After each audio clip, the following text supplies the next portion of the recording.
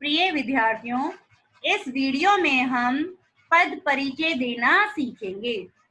विद्यार्थियों, जिस प्रकार हम अपना परिचय देते हैं कि मेरा नाम अंकित है, मैं दिल्ली में रहता हूँ, मैं दिल्ली पब्लिक स्कूल में पढ़ता हूँ, मुझे तैरना अच्छा लगता है, ठीक उसी प्रकार वाक्य में जितने शब्द होते हैं उनका भी परिचय होता है। वाक्य में प्रयुक्त शब्द को पद कहते हैं और उन पदों का परिचय देना ही पद परिचय कहलाता है। पद की परिभाषा है कि शब्द जब वाक्य में प्रयुक्त हो जाता है तो वह पद कहलाता है। जब तक शब्द अलग अलग होते हैं तब तक वह शब्द कहलाते हैं और जब हम इन शब्दों को वाक्य में प्रयोग कर देते हैं तो वह शब्द शब्द न रहकर पद बन जाता है। पद परिचय। पद का हमें लिंग, वचन, कारक तथा अन्य पदों से उसका संबंध बताना होता है।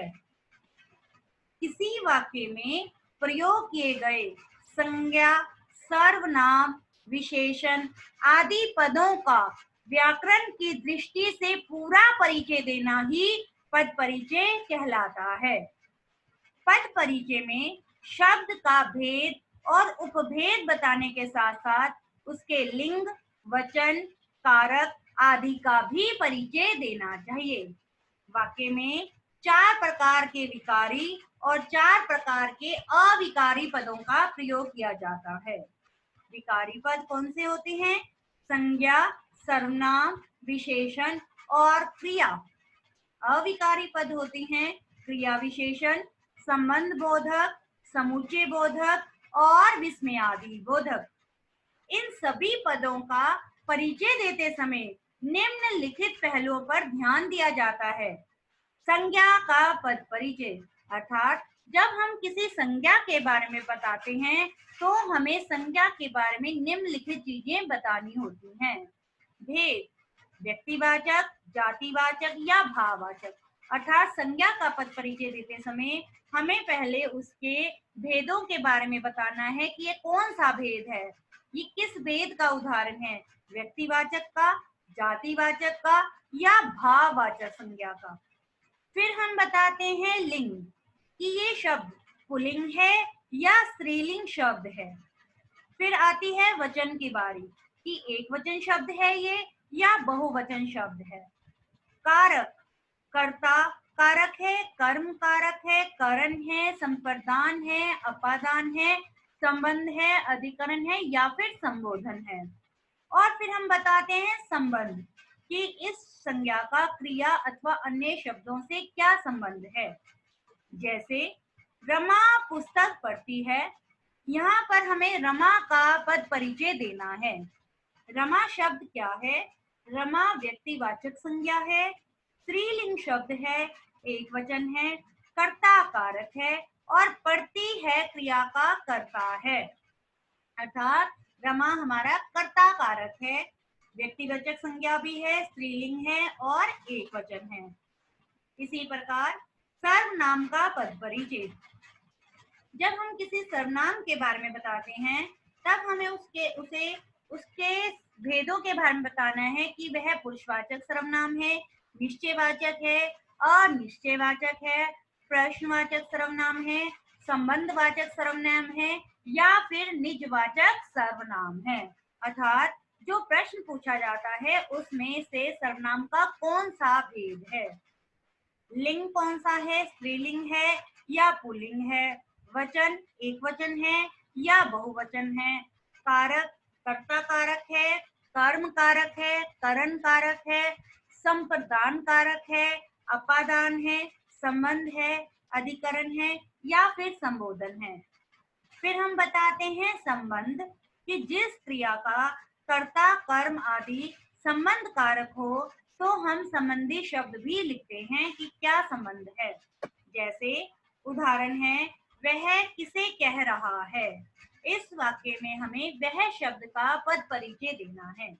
वह पुरुषवाचक सर्वनाम है, पुल्लिंग है, एक वचन है, कर्ता कारक है और कह रहा क्रिया का कर्ता है। अगला है, हम बताते हैं विशेषण का पद परिचय। विशेषण का पद परिचय देते समय हमें पहले इसके भेद बताने हैं कि वह गुणवाचक विशेषण है, परिमाणवाचक है, और परिमाणवाचक में भी निश्चित परिमाणवाचक है या फिर अनिश्चित परिमाणवाचक, संख्यावाचक है, निश्चित संख्यावाचक या अनिश्चित संख्यावाचक, या फिर वह सार्वनामिक विशेषण है। लिंग क्या है, स्त्रीलिंग है या पुल्लिंग है? अब विशेषण शब्द का लिंग वही होता है जो उसके विशेष्य का होता है, जिसकी हम विशेषता बता रहे होते हैं। वचन एक वचन है या बहुवचन है। विशेषण का वचन भी विशेष्य के अनुसार ही होता है। कारक कर्ता है, कर्म है, कारण है, संप्रदान है, अपादान है, संबंध है, अधिकरण है या फिर संबोधन है। विशेष्य भी बताते हैं। विशेष्य में हम वह संज्ञा या सर्वनाम शब्द बताते हैं जिसकी विशेषता बताई जाती है। जैसे आम मीठा है, इस वाक्य में हमें मीठा शब्द का पद परिचय देना है। मीठा क्या है? गुणवाचक विशेषण है, पुल्लिंग है, एक वचन है और इसका विशेष्य आम है। आइए अब हम क्रिया का पद परिचय देना सीखते हैं। क्रिया का पद परिचय देते समय हमें क्रिया के भेदों में से बताना है कि अकर्मक क्रिया है या फिर सकर्मक क्रिया है। पुल्लिंग बताना है, स्त्रीलिंग है या पुल्लिंग है। वचन एक वचन है या फिर बहुवचन है। काल वर्तमान काल है, भूतकाल है या फिर भविष्य काल है। संबंध बताना है कि किस कर्ता की क्रिया है ये। वाच्य बताना है कि कर्तृवाच्य है, कर्मवाच्य है या फिर भाववाच्य है। जैसे मोहन पत्र लिखता है शब्द वाक्य में हमें लिखता है शब्द का पद परिचय देना है। लिखता है सकर्मक क्रिया है क्योंकि उसने पत्र लिखने का काम किया है। पुल्लिंग शब्द है, एक वचन है और वर्तमान काल में लिखा गया है, कर्तृवाच्य है और यह मोहन कर्ता की क्रिया है।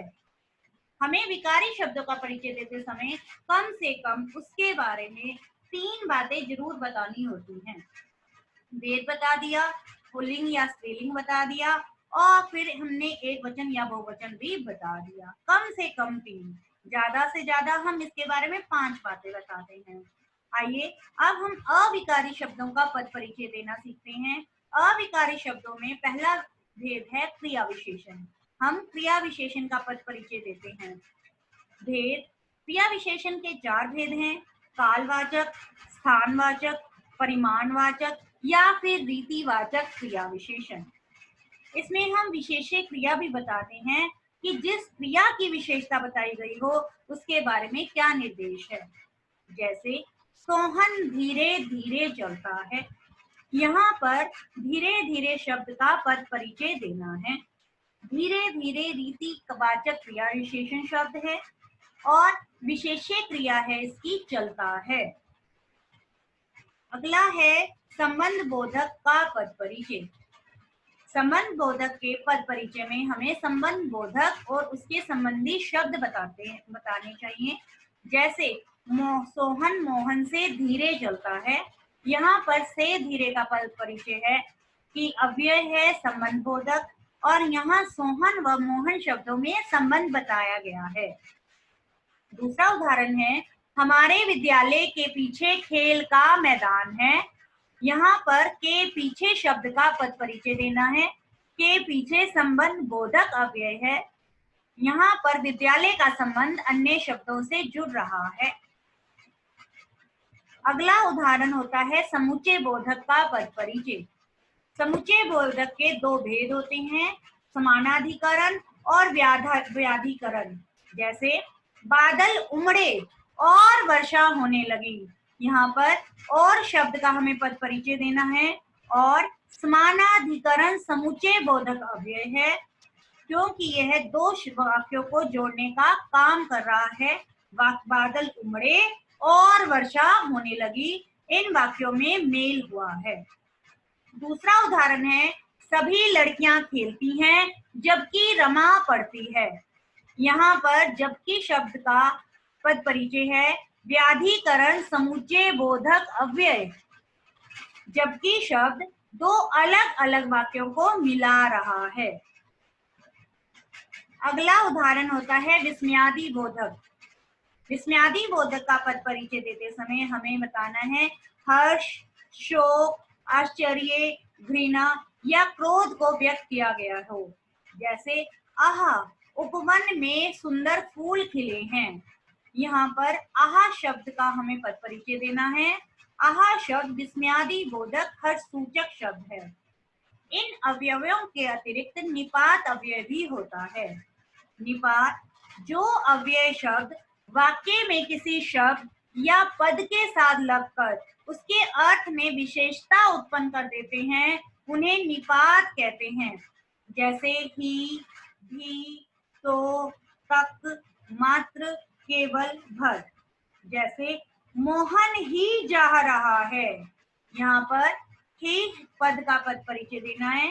ही के कारण, ही शब्द के कारण वाक्य पर जोर दिया जा रहा है। यहाँ पर निपात अव्यय है। आइए अब हम कुछ अन्य उदाहरण भी करते हैं। पहला, वह छात्र बहुत चतुर है। वह पद का पद परिचय है। वह सार्वनामिक विशेषण है, पुल्लिंग है और एक वचन शब्द है।